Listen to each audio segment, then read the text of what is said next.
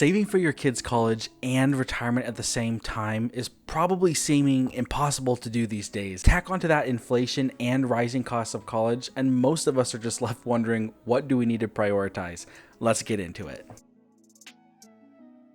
Okay, I need to start with a little disclaimer here. Broad financial talk for me oftentimes leaves me feeling a little empty. And the reason for that is each one of us has very different circumstances. For me, there might be one right answer. For somebody else, there might be another right answer. So we're just going to focus on some of the factors that you should consider when making this type of decision. The first factor that we just need to talk about, and we're just going to get it out there. Are we really going to pay for our kids' college? Now, I know it's a little bit of a funny question because you are on this video, but I think it's something important to talk about. What does it exactly mean to pay for your kids' college? Are we talking about strictly tuition? Are we talking about housing? Are we talking about books? Are we talking about food? Are we talking about their phone? There are so many costs associated with a child going to college. You need to outline exactly what you are planning on paying for and what you're not. By doing this, it's going to allow you to actually have a target to pursue.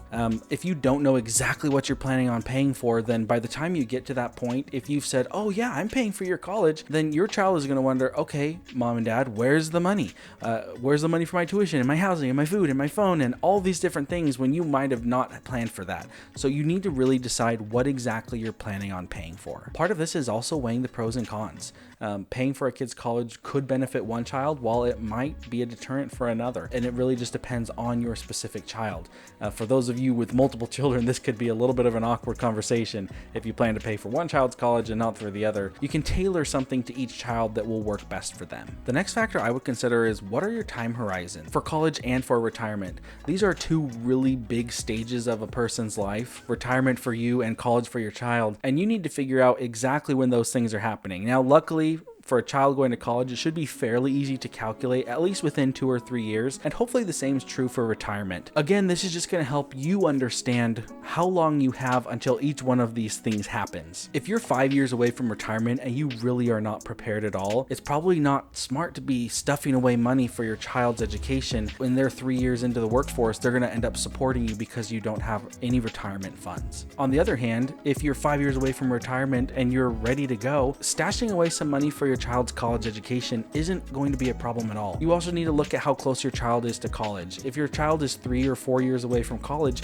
you're probably not going to be able to save up enough, put them totally through college. And so you might just need to adjust your plan, to adjust your goals, and to adjust their expectations, probably most importantly, so that by the time they get there, they have a plan. And third, is it possible to pursue both of these goals at the same time? I think saying that you can only do one or the other is probably incorrect in most cases. Even if you only have a very small amount to invest every month. And again, depending on your circumstance, if you only have $200 or $300 to put away each month for these two goals, why couldn't you put away $150 towards your retirement and then $50 towards your child's education? And again, these numbers can be tailored depending on how far or close you are to each goal. If you are really close to retirement, you should probably be stocking away more for retirement.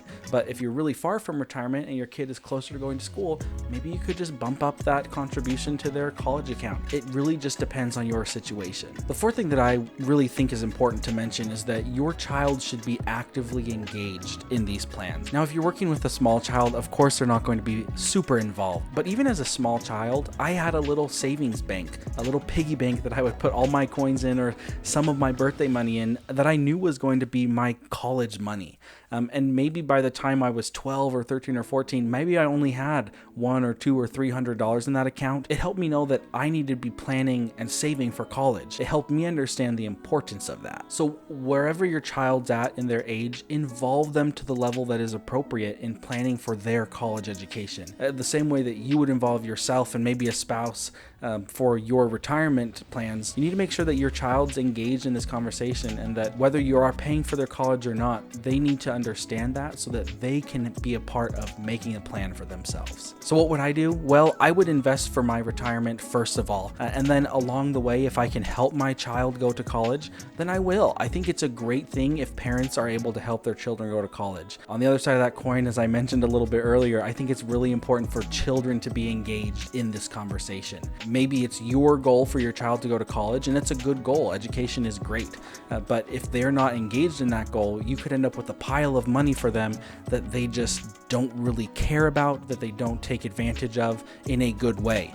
You don't want your child going to college just to spend a lot of time partying and doing things that aren't productive because it's not their hard-earned money. I paid my own way through school and it worked out well. I used work and scholarships and other forms of financial aid to help me through college, and it really kept me focused. It wasn't easy getting through college, and I actually have another video about how I made over $200,000 during my college career, but you can go check that video out later. But what working for my college education did for me was it helped me understand the value of it. And I'm not saying in any way that you shouldn't pay for your child's college. I'm just saying that for me, it helped me learn what the value of my money was and the investment that I was making in myself and my education.